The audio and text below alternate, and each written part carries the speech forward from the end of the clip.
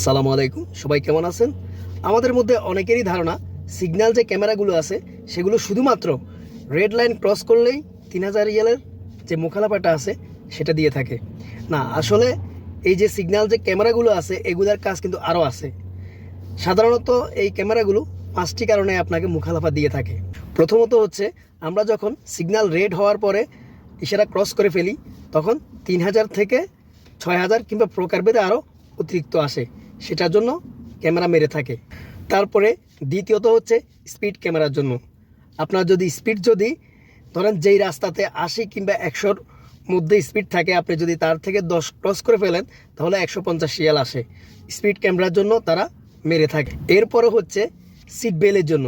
আপনি যদি ড্রাইভ করার সময় সিট বেল্ট না পরে থাকেন তাহলে আপনাকে মুখালাফা দিয়ে থাকবে 150 রিয়াল। তারপরে হচ্ছে, আপনি কি ড্রাইভিং করার সময় ফোনে কথা বলতেছেন কিনা, যদি ফোনে কথা বলে থাকেন তাহলে আপনাকে 500 রিয়ালের যে ক্যামেরাটা আছে সেটাও মারবে। এটারও এই দক্ষতা রয়েছে।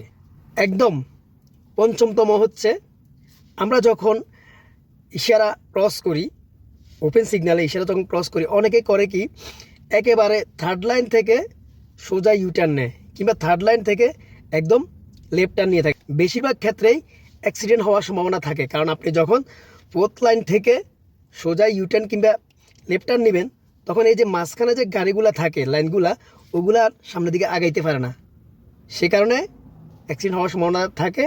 কিংবা আপনি যদি লেফট সাইড থেকে ডাইরেক্ট রাইট সাইডে আসেন, তো এই যে আপনার লাইন ক্রসের যে ব্যাপারগুলা, এগুলার জন্য 500 থেকে 800 রিয়াল পর্যন্ত জরিমানা আসতে পারে। তো সিগন্যাল যে ক্যামেরাগুলো, এগুলা সাধারণত 5 কারণেই ক্যামেরা মেরে থাকে, যেটা অনেকেই জানে না। এটা শুধুমাত্র সৌদি আরবে যে এমনটা নয়, মধ্যপ্রাচ্যের প্রত্যেকটা দেশেই ক্যামেরাগুলো সিস্টেমটা একই, তবে দেশ অনুযায়ী প্রকারভেদে মুখালাফার যে পরিমাণটা সেটা হয়তো বা ভিন্ন ভিন্ন হইতে পারে।